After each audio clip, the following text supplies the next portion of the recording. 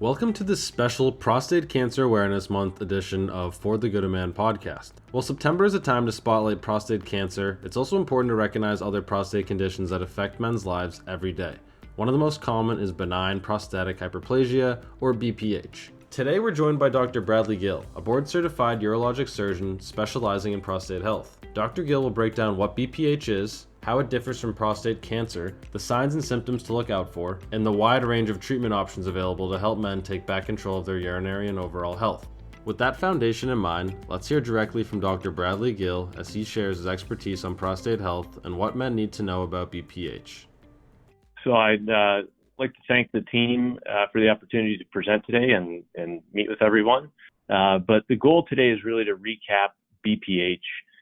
Prostate growth that comes with age. It causes a lot of urinary troubles for us guys as time goes by.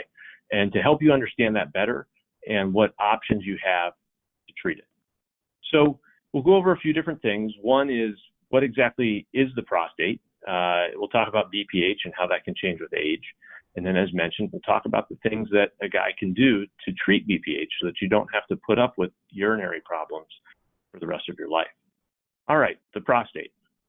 So, the prostate is a small walnut-sized gland that sits right underneath the bladder, right above the urinary sphincter, the muscle that holds your urine, and allows it to come out through the urethra. The prostate surrounds the urethra. It's basically a little channel that just goes right through the middle of it. And the prostate produces fluid that helps transport sperm out during ejaculation. Patients often ask, hey, Dr. Gill, what is the prostate? And in reality, it's kind of an evolutionary remnant. It's the junction of the reproductive tract and the urinary tract. And jokingly, I'll tell them it doesn't really do much. It just either gets big and makes it hard to pee, or it can turn into prostate cancer. Sometimes, unfortunately, it can do both. And we'll talk a little bit more about those as the session rolls on. So by the time a man has reached his 20s, the prostate has settled into its normal adult size. Some prostates will be bigger, some will be smaller. Some may be tighter or more narrow, and others may be more relaxed and more open. And those are all the things that impact how the prostate can influence the flow of urine and urinary problems a man can experience. Generally, around the 40s and into the 50s, the prostate starts to grow. So this figure here is kind of nice. It shows a few different scenarios as to what can happen with the prostate as time goes by. On the far left there, what you see is the bladder with some urine inside of it, and it's kind of the big top portion of the figure. And then below that, the prostate looks almost like an upside down apple, if you will. The seminal vesicle is a little thing that's sticking off the side of that, and that's what holds most of the semen that comes out with ejaculation. So what you can see there is the urethra, kind of a lighter blue color that's running through the middle is nice and wide open. The urine's coming down through there very easily. And that's a normal kind of healthy bladder-prostate interaction. Prostatitis, which is not something we'll talk much about today, but is inflammation or irritation of the prostate, can cause the prostate to swell and can also irritate the prostate and the bladder and give a man the sensation that he needs to pee. That swelling can compress the urinary channel. It can weaken flow. It can also make a man feel like he's not emptying and sometimes give urgency where he'll have to rush to the bathroom. BPH, or benign prostatic hyperplasia, that's the third panel, the second one in from the right. What you can see there is the prostate looks a lot larger, and that larger prostate narrows or it compresses the urethra and makes it harder for urine to flow out.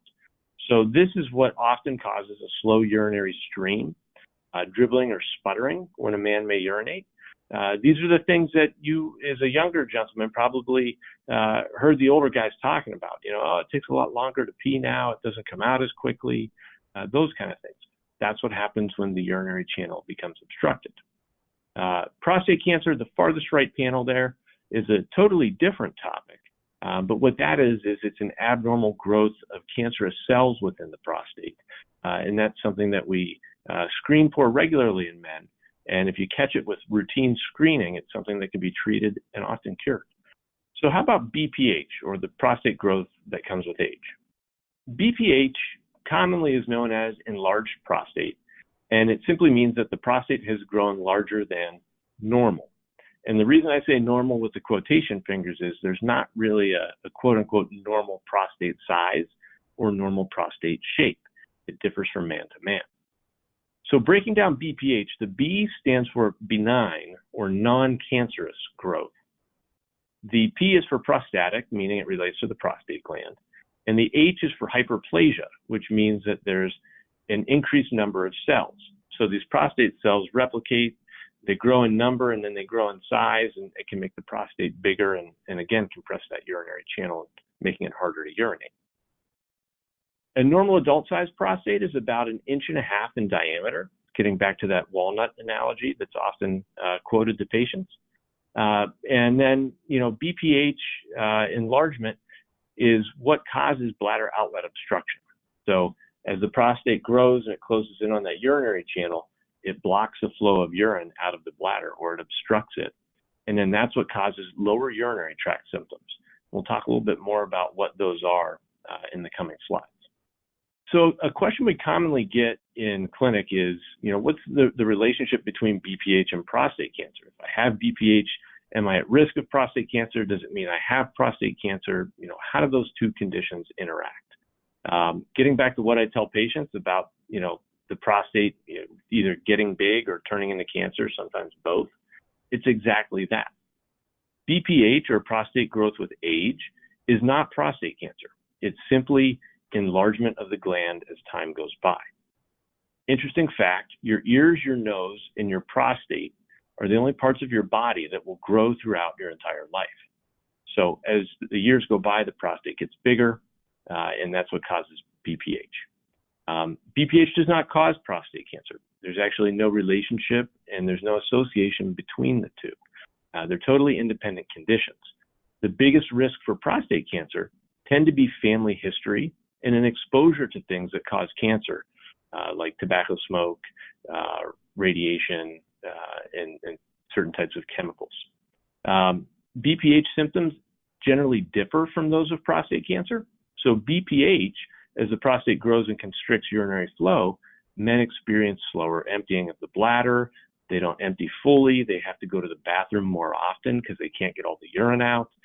Sometimes they'll have to rush to the bathroom, and then occasionally they can even have leakage if the bladder overflows. Prostate cancer generally does not cause any symptoms. If a prostate cancer causes symptoms, it's usually at an advanced stage, and it's spread beyond the prostate to a point where it can't be cured. That's why we really emphasize prostate cancer screening in young, healthy men to try to avoid that situation. So just know that, BPH and prostate symptoms don't really mean prostate cancer. BPH, though, can happen along with prostate cancer. So nowadays, we're more sophisticated with what we think about prostate cancer. Just because a man has it doesn't mean that he has to have radiation or surgery or treatment for it. There's very low-grade, unaggressive prostate cancers that we'll monitor with an approach called active surveillance. And while you're monitoring that prostate cancer and making sure it doesn't change, it doesn't, progress or grow, a man's prostate can still, be large because of age. Prostate cancer and BPH tend to both be conditions that happen in older men, so it's not uncommon to see them at the same time. We can treat and take care of BPH while prostate cancer is there. Vice versa, you can take out the prostate for prostate cancer, remove the whole organ, and if a guy happens to have BPH and blockage of flow, that will improve because the gland has been removed. So PSA, the blood test that we use to screen for prostate cancer, is a blood test that we recommend men do on an annual basis. The guidelines for this are constantly changing, and there's some new blood tests and other things that are coming out to help us better diagnose and screen men. But the PSA blood test is one of the most basic. It's been around for a very long time. And if you catch a prostate cancer on PSA screening, it's usually treatable and curable. So PSA is produced by the prostate. A bigger prostate generally produces more PSA. Prostate cancer cells produce more PSA than normal prostate, non-cancerous prostate. So two things can make the PSA go up: a big prostate or prostate cancer. So that's where working with your family practice doc, your internist, your primary care doc, or your urologist, somebody who helps with men's health and prostate cancer screening, we can help you interpret those numbers and how they change over time to determine whether or not more testing for prostate cancer is needed. So the normal versus the enlarged prostate. As mentioned, as the prostate grows, it tends to grow inward and compress the urethra or the urinary channel and reduce the amount of space that urine has to flow. What that can cause are lower urinary tract symptoms, things like having to urinate frequently, having to rush to the bathroom because of urinary urgency, having difficulty getting to the bathroom in time or leaking urine, something called overflow incontinence or urgency incontinence, slightly different things. Or it can cause urinary retention, which is something that no guy wants to have, because the quick way to fix urinary retention is to use a catheter, a rubber tube that is placed in through the penis, through the urethra, through the prostate, and into the bladder to drain out the urine. So as lower urinary tract symptoms progress, you really should go in and get checked out to make sure that the bladder is safe, that it's emptying, that the prostate's not causing big problems. One interesting thing to keep in mind, though, is prostate size is just one part of it. Shape can be another. A man can have only a mildly enlarged prostate, but if their prostate was tight to begin with and was shaped a certain way that blocked flow, even a little bit of prostate growth can close up the urethra and make it hard for them to urinate. So what are the symptoms of BPH? A lot of the things that we've mentioned already.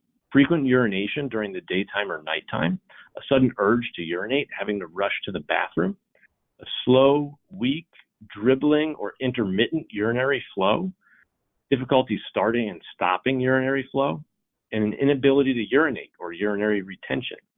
Also the sensation that you're not empty. You go in and you push and you strain and you struggle to pee, but you just can't get it all out. Those are all the classic symptoms of BPH, or lower urinary tract symptoms as they're referred to in my field. So one of the big things that most guys who experience BPH know is that it's a huge detriment. It's a major drawback, quality of life. Men who have BPH are generally unhappy with their symptoms and don't want to live with them. They'd rather do something to take care of them so they can get their quality of life back. That's 95% of patients on a survey who responded in that manner. A lot of men lose confidence in the bedroom in terms of sexual activity when it comes to BPH. If you're having urinary problems, you're constantly having to run to the bathroom. If maybe you're dribbling a little bit of urine on yourself, you think things are a little damp down there, maybe they smell like pee.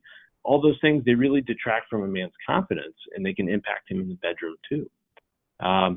And the other take home is that BPH just interferes with normal everyday life. If you ask men, hey, how's this impacting you? They say, well, it gets in the way at work. I have to stop what I'm doing and run to the bathroom.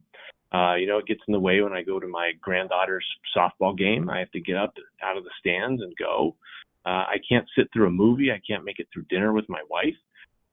There's a lot of different things that urinary symptoms can put a damper on, and until you experience them or you know somebody that is, it may not be clear, but it's a major impact negatively on quality of life. Not to mention, if you're getting up and peeing all night, if there's somebody next to you in bed, they're probably not going to be very happy or have a great quality of life either. So who can get BPH? Pretty much everybody. It's very common as men age. It's the most common prostatic condition that can occur in men over the age of 50. More than half of men will experience it by the age of 60. And almost 90% of men will have it by the age of 85. A study about 15 years ago showed that 14 million men in the United States had lower urinary tract symptoms that were likely from BPH. We do know there's some risk factors for this. A high body weight or obesity are risk factors, diabetes, things that cause inflammation, and also potentially high-fat diets. So how do you diagnose an enlarged prostate? One way is with a prostate exam, and we all know what that involves. It's finger up the rear end. It's often the butt of urology jokes. But when you go to see a urologist, it's a normal thing that we do. We generally are pretty laid back, and we try to keep visits, very professional and easygoing. But as you can imagine, a little bit of humor in the urologist's office goes a very long way. So the exam is one part of that. Urinary flow testing is another, measuring how fast a man empties his bladder, how strong his stream is, and how completely he empties his bladder. Those are all tests that we take into account, and they can show us the severity of the situation. Does it look like the bladder is really starting to back up? Does it look like the flow is just a dribble? There's hardly anything coming out. It can help us really drive men towards the appropriate treatment. There's also a number of other evaluations and questionnaires that can be done. The AUA symptom score is one, also known as the International Prostate Symptom Score, the quality of life questionnaire that goes with that, and then there's an array of other questionnaires. These are kind of the first pass analysis for BPH. Other more advanced testing we'll talk about a little bit later. So treatment options. There's a number of things out there that can be done to help a man with BPH. It's not something that you have to live with in terms of the impact that it brings in deteriorating quality of life. So looking at the spectrum of treatments, they stem from simple things like behavioral modification, where maybe you change the types of fluids you drink. You make a point to go to the bathroom on a regular basis. You try to eliminate things that you know can irritate the prostate or bladder, things like caffeine, alcohol, sweeteners, flavorings, colorings. Things that make your body generate more urine and that your bladder doesn't really like. Physical therapy is another option. Some men may learn or develop discoordination of the muscles related to urination over time, and they can be tight down in the pelvis, and it can restrict urine flow. So sometimes working with a pelvic floor physical therapist is a way that you can improve bladder symptoms without needing medication or surgery. First-line therapies, we really think of these as things that are done in the doctor's office, and that can be something like prescribing a BPH medication, of which there's a few different types that we'll talk about. There's also office-based treatments or procedures that can be done if a man doesn't want to take pills every day for the rest of his life. Water vapor thermal therapy, something called resume therapy is one. There's prostatic implants like the prostatic urethral lift. There's also a temporary nitinol device. There's a bunch of different things that really have evolved over the last decade or so to help treat BPH in the doctor's office and save a trip to the operating room. And then on the far side there, you see the surgical procedures. And again, there's a number of these available too. Very straightforward in and out procedures like green light laser surgery. There's also the TURP, which some people affectionately refer to as the old Roto-Rooter, kind of the prior gold standard of prostate treatment. There's something called a HOLEP, where you can go in and use a scope to peel out the prostate.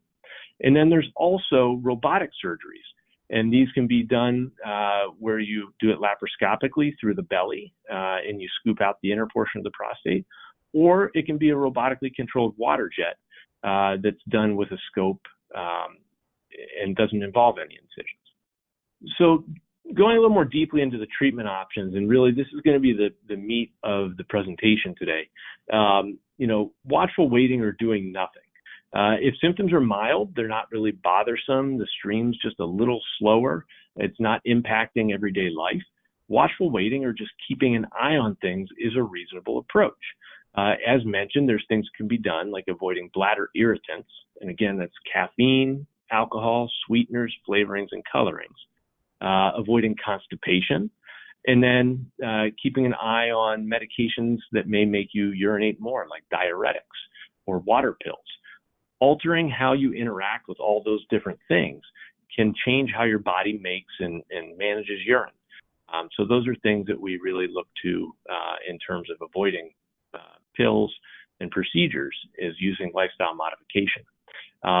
Physical therapy, which I mentioned previously, again with a pelvic floor physical therapist, is also wonderful for helping to calm down the bladder, reduce urinary urgency, and improve control of urination. However, it's important to do that with somebody who knows what they're doing and who's qualified because if improperly done, it can actually make your symptoms worse. So diving into the medications, there's a few different categories here we're going to talk about. The first one are called the alpha blockers. These medications have been around for a very long time. Things like tamsulosin, silodosin, doxazosin, terazosin. You can hear their names are all fairly similar. But what these medications do is they relax the muscles in the prostate and where the bladder and the prostate meet. And they help that area open up so that the urine can come through a little bit more quickly. The medications usually work after a few days. They have a relatively quick onset. And they're safe, they're effective, they've been around for decades. There's really not long-term risks to these medications. However, there's some short-term things and some expected side effects of them that a man has to keep an eye out for. One of these is a loss of ejaculation. Not only do they relax the bladder and the prostate, but they also relax the ejaculation muscles so that nothing comes out when an orgasm occurs. The other thing that they can do is they can relax the blood vessels in the body a little bit, so they can drop the blood pressure some. And this is usually the most noticeable if a man gets up or stands up very quickly. The blood vessels can't compensate as much, and it can cause lightheadedness or dizziness. That being said, these medications for a lot of folks are a first-line approach to BPH treatment and one of the most commonly prescribed medications for BPH across the country. 5-alpha reductase inhibitors are a second very well-known, very long-standing type of medication that can be used to treat BPH or prostate enlargement. These medications block the conversion of testosterone into dihydrotestosterone, which is a hormone that can make the prostate grow and enlarge. These medications, unlike the alpha blockers, take a long time to work. They take about 6 months to reach the maximum benefit. Some patients notice some improvement after about 3 months of use.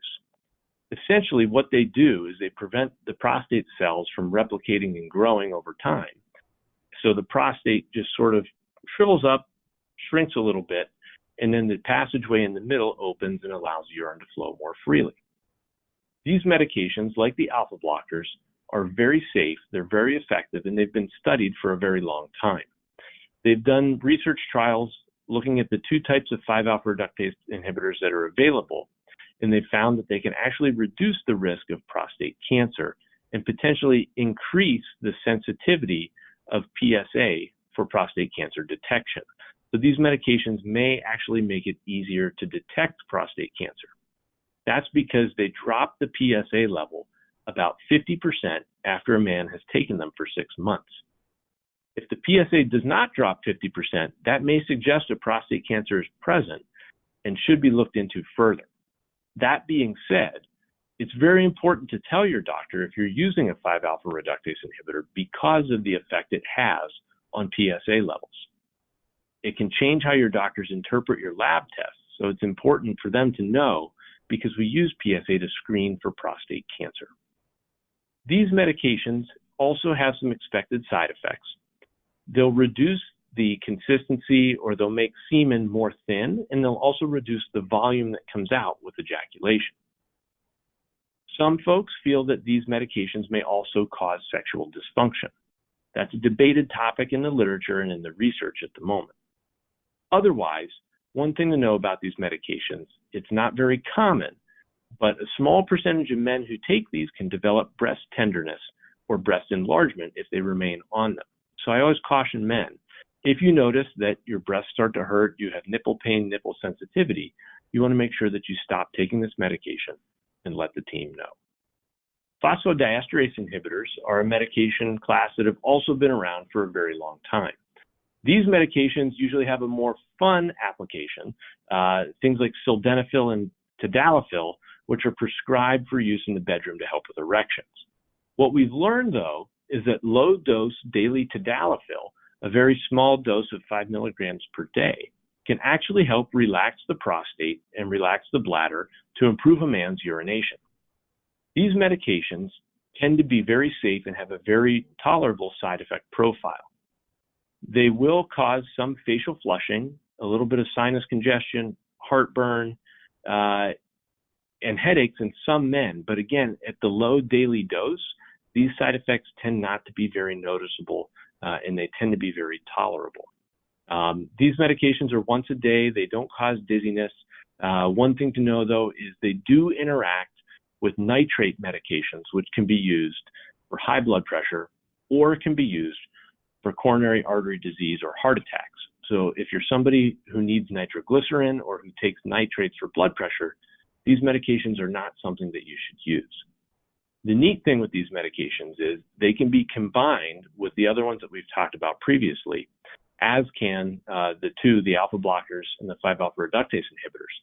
So it's possible in working with your healthcare team to have different combinations of these medications that can be used to really get additive benefit and further improvement in BPH symptoms. However, as I'd mentioned before, treating BPH with a medication tends to be a lifelong thing. Once the medication is discontinued, the symptoms of BPH generally return. So it's something to keep in mind. It's a great way to avoid procedures and surgeries, but it's something that you have to stick with for lifelong treatment. Getting into the procedural treatments here, we'll go over some of the things that are done in the office and then go over some of the things that are done in the operating room. So water vapor thermal therapy, or Rezum treatment, is a steam injection that's done into the prostate in the office with numbing injections, numbing gel, and sometimes medication to help the patient relax, like nitrous oxide or laughing gas, or a little bit of intravenous sedation or a sedation pill. This treatment is very well tolerated. It's very effective. And what it does is the steam goes in, it gets into the prostate tissues, and it kills the prostate cells. Then over the next month or maybe two, the body reabsorbs the dead prostate cells and the channel in the middle of the prostate opens up more widely. You can see that in the figure below.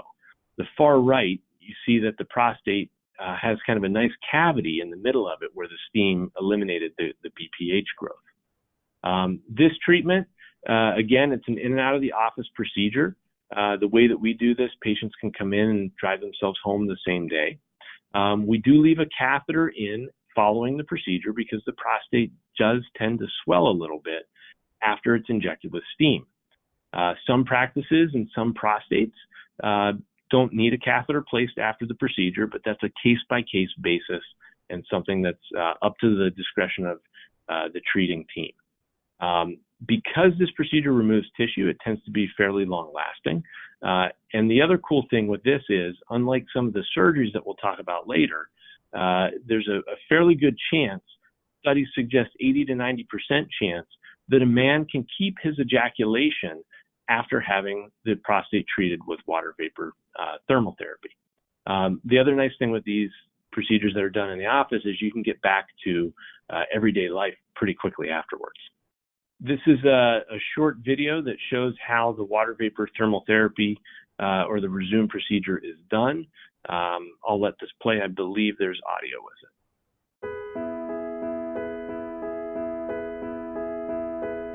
Rezum water vapor therapy is a non-surgical treatment for BPH. Rezum uses the natural energy found in steam to shrink the prostate. In just seconds, this precise technology destroys enlarged prostate tissue while minimizing any effect on surrounding tissue. Rezum is a potential alternative to drug therapy, permanent implants, and surgery. It preserves sexual and urinary functions, and it's clinically proven to safely and effectively reduce BPH symptoms. Potential side effects include painful urination, blood in the urine or semen, pelvic pain, and urinary frequency, retention, or urgency. The procedure is performed right in your doctor's office or outpatient center. You do not need general anesthesia for the procedure, and Rezum therapy lets you quickly return to normal activities. Talk to your doctor about Rezum if you're no longer comfortable with your BPH symptoms. Drug therapy isn't working for you. The side effects from drugs are impacting your quality of life, or you don't want to have surgery or get an implant.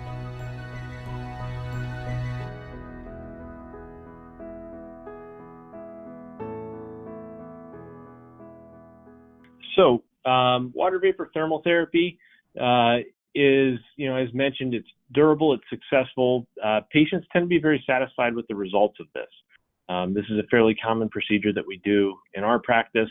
If you look at one study, 97% of patients would recommend it to a friend. The prostatic urethral lift, the trade name of this one is the UroLift. This procedure also has been around roughly over a decade, similar to the water vapor thermal therapy or the Resume. This procedure can also be done in the office. The difference here between the Resume is this procedure uses small clips that go in the prostate and hold it open. I compare this to curtain ties.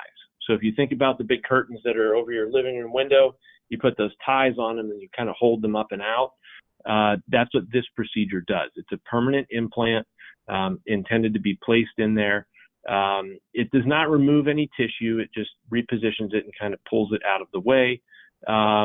This procedure, recovery-wise, is fairly similar in terms of some irritation for a short while after the scope has gone in, after the implants have been placed, maybe some blood in the urine, and then a little bit of discomfort with urination for a few weeks afterwards.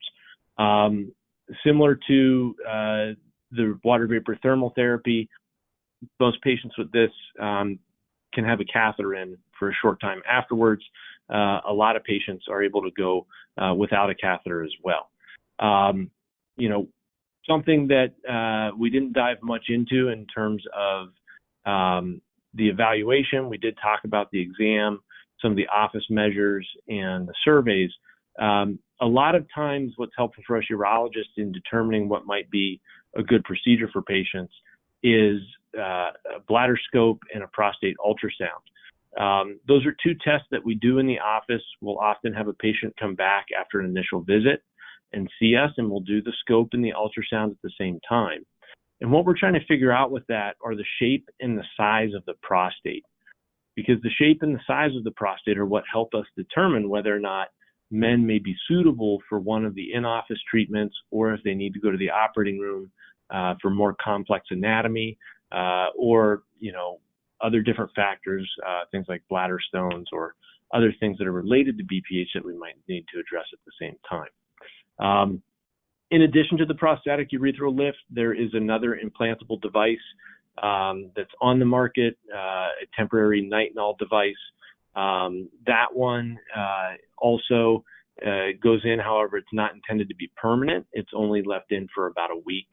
And what it does is it kind of pushes out and it makes little cuts in the prostate gradually over that time.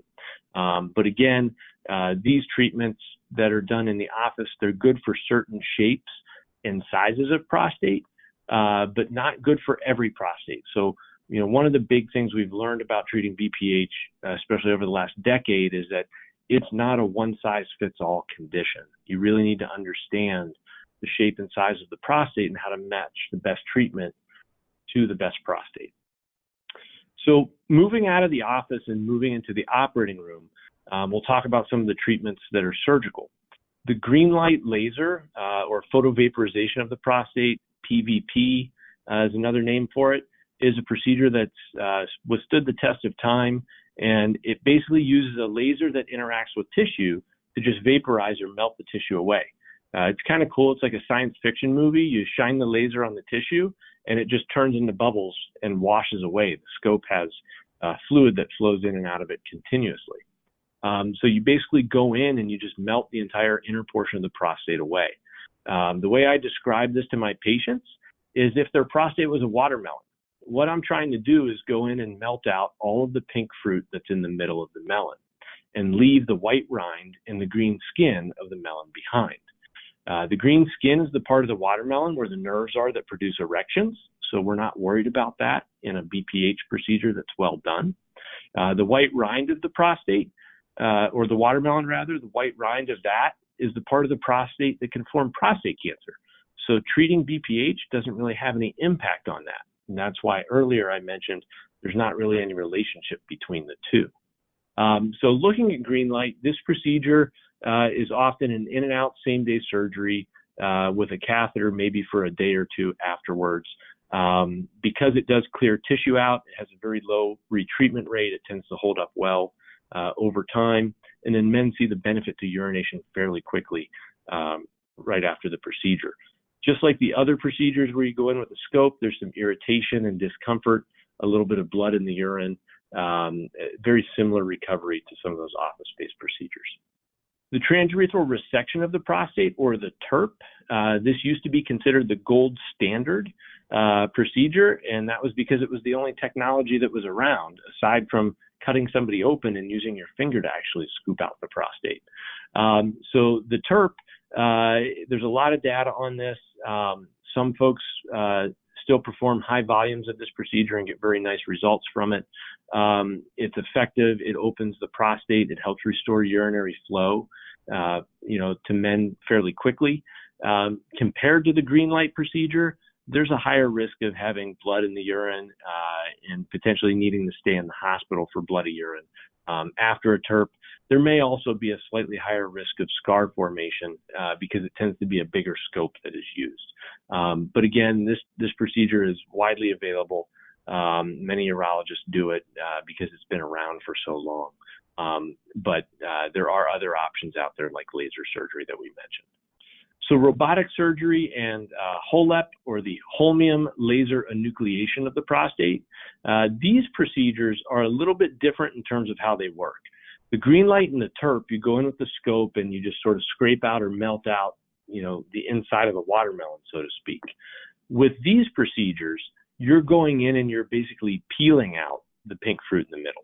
So a robotic simple prostatectomy, which is a laparoscopic surgery that can be done through the belly or directly through the bladder, is one way to approach that. The HOLEP is another. That's where you go with a scope up through the penis, through the urethra, into the prostate and bladder. You make a cut in the prostate with a laser or another energy source, and then you use the scope to peel out the prostate tissue. So the robotic approach, you'd peel it out from above. The HOLEP, you peel it out from below. And then you push it into the bladder and use a specialized instrument, for the HOLEP to grind it up and pull the tissue out. Those procedures are both complete, very thorough cleanouts of the prostate. They tend to have the best durability of all the procedures that are available.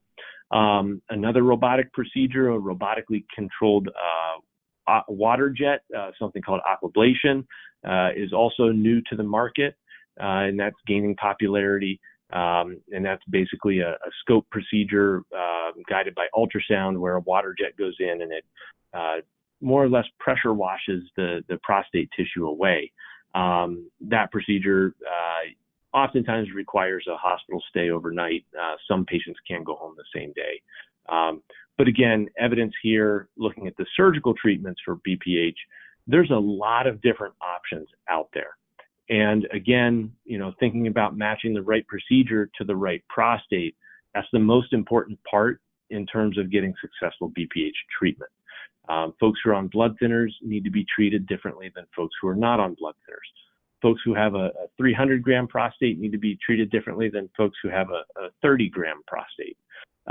There's so many different variables that are in there. That's where working with your urologist to understand your situation and what the best options are for you becomes critical.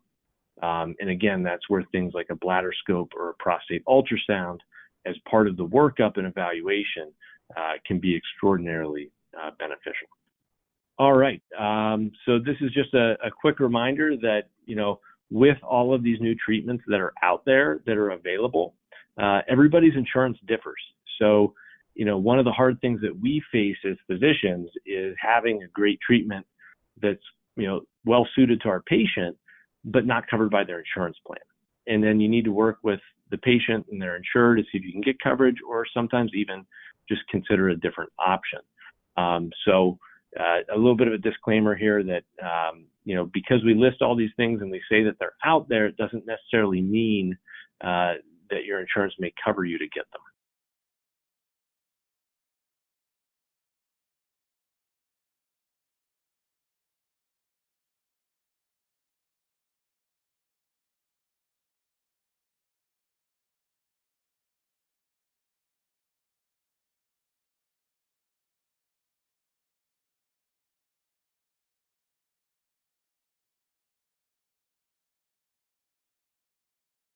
So, to summarize here, what is the prostate? Well, it's that evolutionary remnant that gets big and makes it hard to pee, turns into cancer, or does both.